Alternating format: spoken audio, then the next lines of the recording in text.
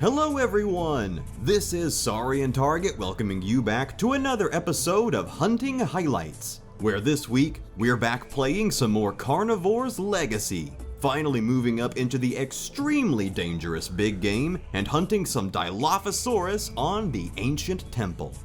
This is my first Dilophosaurus hunt in Legacy and I am absolutely terrified. So let's get into the hunt and see who ends up the predator and who ends up the prey. So today we're starting up in the northwestern shore of the ancient temple with a fantastic wind advantage, armed with the sidearm pistol, the hunting shotgun, and the powerhouse revolver for emergencies. So with our firearms at the ready, we're gonna start heading south into the island's interior to hunt some sneaky FMM Dilophosaurus.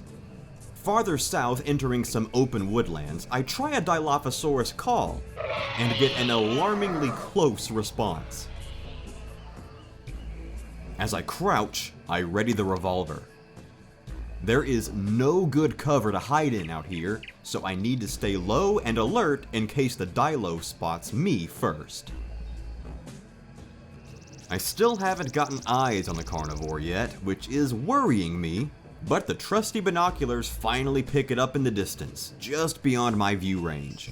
And then the crested killer materializes out of the noonday haze. It, too, is cautiously scanning its surroundings. And with my chosen weapon loadout, I'm gonna have to get much closer to make any decent shots.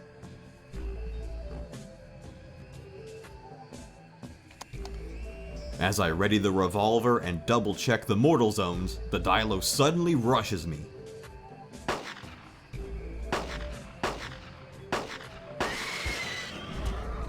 Not my best shooting, but the revolver does its job and drops the Dilo just a few feet from my face.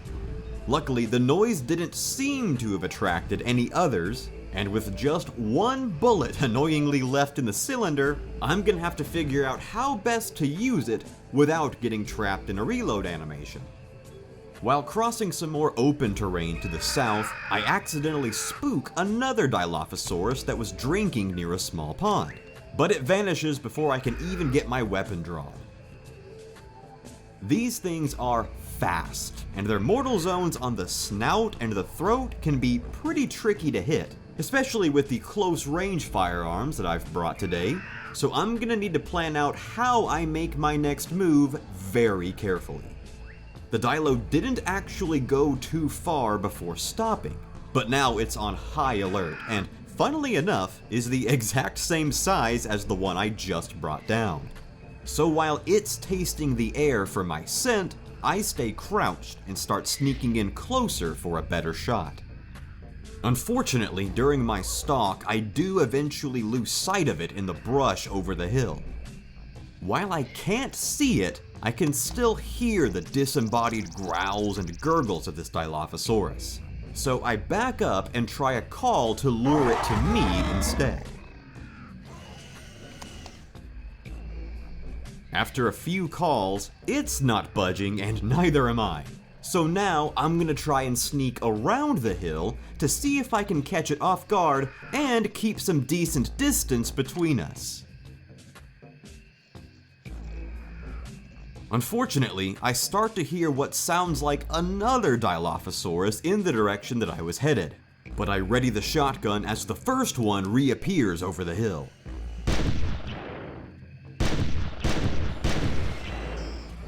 While the first slug doesn't find its mark, several more to the chest are enough to bring this Dilophosaurus down. And with the coast finally clear, I can admire this beautiful but deadly dinosaur and continue my trek south. Down near the coast of the island, I spot a huge Dilophosaurus out at the foot of a mountain ridge. And I figure this is as good a time as any to try and use up that last revolver round. So I fire away, send the predator packing, and finally get this thing reloaded.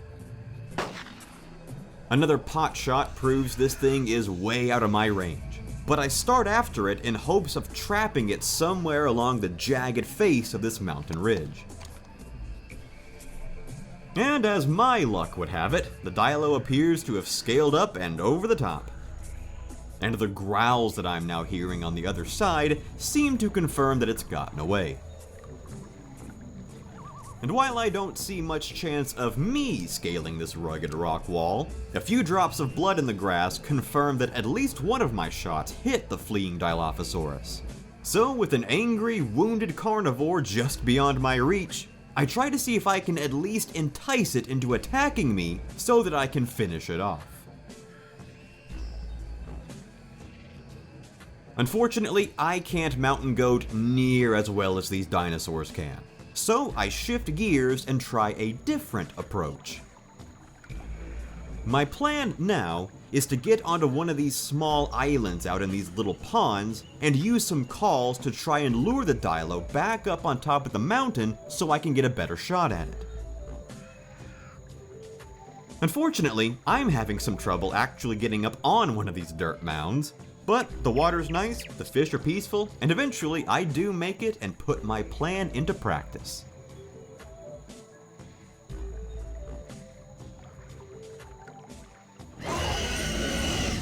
I'm hoping that if the Dilo even gets up there and then sees me and charges down here, the water and the little islands can at least act as buffers to slow it down for me to line up a decent shot. And in my paranoia, I keep checking over my shoulder to make sure that I'm not being ambushed by anything else.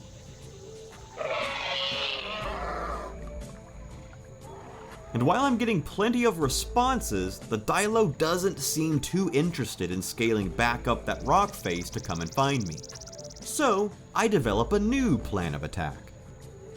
This time, I decide to try and flank it by heading down around the side of the mountain ridge to see if I can catch it by surprise down here by the coast. I finally spot my Dilophosaurus sandwiched between the mountain pass and the ocean. I fire off the couple of shots I needed to reload my shotgun, thinking maybe one might get lucky enough to find a vital, and then head off in pursuit. While chasing, I'm trying to keep close to the shoreline in case the Dilo attempts to make a swim for it. Suddenly, I spot another, smaller Dilo over by the mountain's base. I'm still keeping my eye out for my big, wounded one, and actually find it over at the shoreline nursing its wound. So now I have two Dilophosaurus to deal with in front of me, and I'm not entirely sure what to do.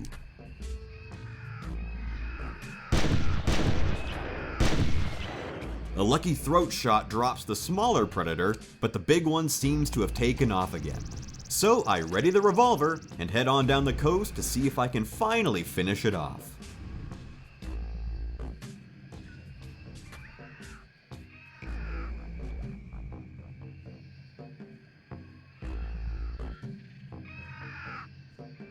Incredibly, I spot another Dilophosaurus just across from a flock of Dryosaurs. And unfortunately, I can see that it's not the wounded big one I've been tracking.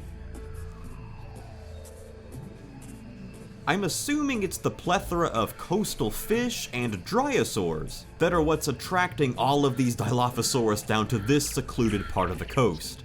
So I try to sneak in without disturbing the flock to try and ambush the crested killer.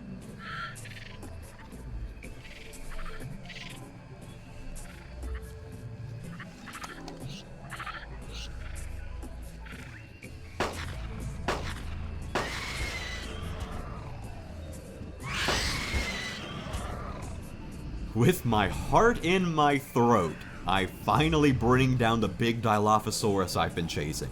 Literally one animation frame away from getting Dennis Nedried. Holy crap, I have never been more shaky playing carnivores than on this hunt.